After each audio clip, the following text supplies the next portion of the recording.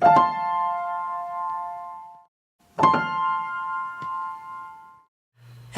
I'm AxelMC131 and welcome back to Behind the Blocks in Minecraft 1.8. Now, if you've been paying attention to my channel for the last week, I apologise for not having a War Thunder video out on Thursday, but that is because I have been working on some other important things, and if you've caught the last two videos, you will have noticed a thing I've been putting up called Procedural Rocketry, and it's now here.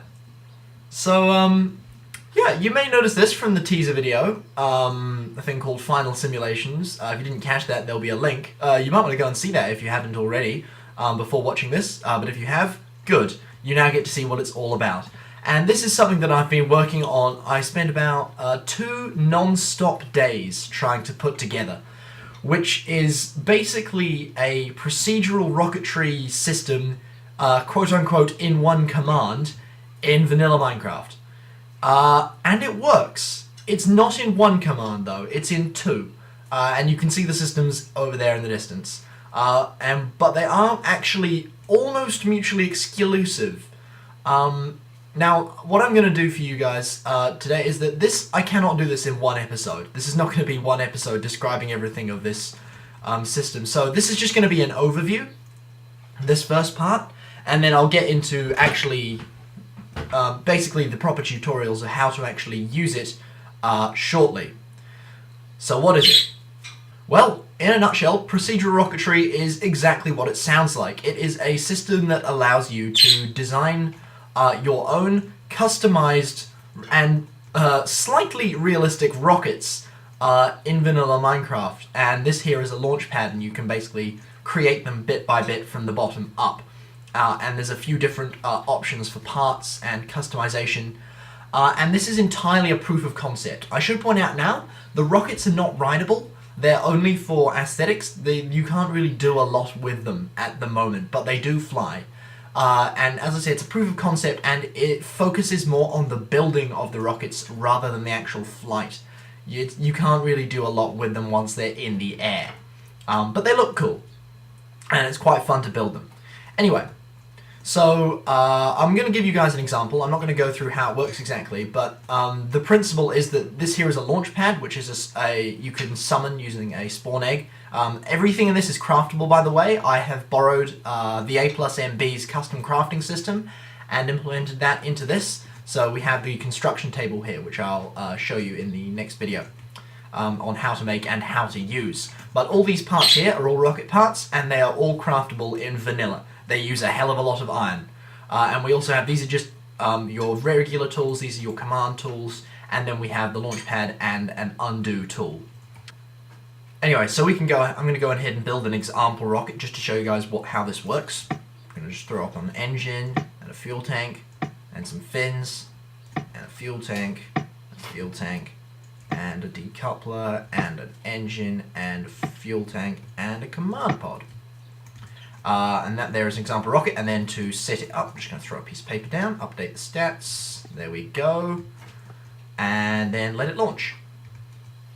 And this is exactly what you've seen in the teaser. It's quite loud, but damn cool. There we go. Whee! It works. Rocket science in Minecraft. Wait for that. Save to decouple the capsule. And this is the only thing that you can do with them once they're in the air, which is drop a redstone torch. And then this will happen. Yeah, capsule's coming back down by a parachute. Just let that drop back to the ground. Come on. Bink. There we go. So that's pretty much what you can do with this at the moment. That's all the rockets actually do, but the customization is there. It's not foolproof, and there's a few things that aren't completely realistic, but there's a few errors. Like if I just update this right now and try and launch something, it'll give me a whole lot of error messages. For a start, detected no parts on the launch pad. As you can see, there's nothing there.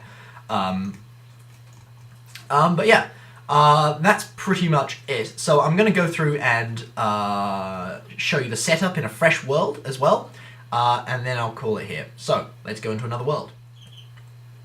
Alright, and here we are. This is a fresh world. This is just a default super flat world, except I've just put 50 layers of stone underneath because I don't like being 4 blocks above bedrock. So it's kind of regular, except y equals 54. Now I've got 2 command blocks here. These have the commands in them. The 2 commands operate 2 different parts of the system. One of them, the first one, which is Procedural Rocketry Construction, that is just the construction of the rockets. So you can absolutely just use that on its own. So I have the command pasted in already. Both the commands for these, by the way, will be in the description. Of course they will, why would they not? So we're just gonna, we've already got the first one pasted in, so we're just gonna run that. Bing! Procedural Rocketry Construction has been successfully installed, assembly system by Axel MC131, custom crafting by Theaplusnb, and another thank you to him for his custom crafting generator, which I used to hell in this, and you can click to remove it if you want.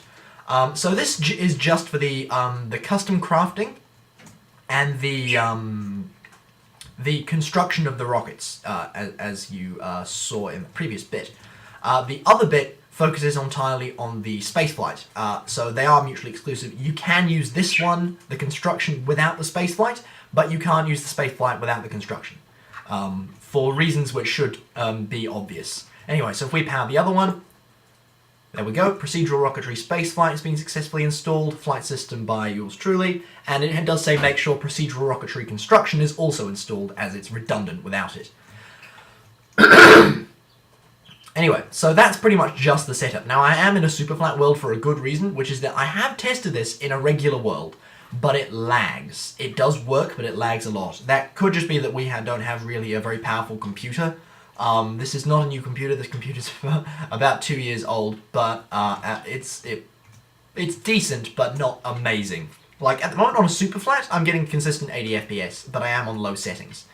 On a regular world, it lags a lot more. So I'm going to, for the sake of these tutorials, be using the super flat world. But if you have a more powerful computer, absolutely do these in a regular world, because it's all survival friendly. And I would strongly recommend trying to make rockets in survival. God, that would be fun. Anyway, so that's all you need to do. For the next episode, I will get into actually setting up crafting, and then the part after that will be flying one. But until then, guys, thank you very much for watching. I've been Axel MC131, and I'll see you next time. Stay tuned.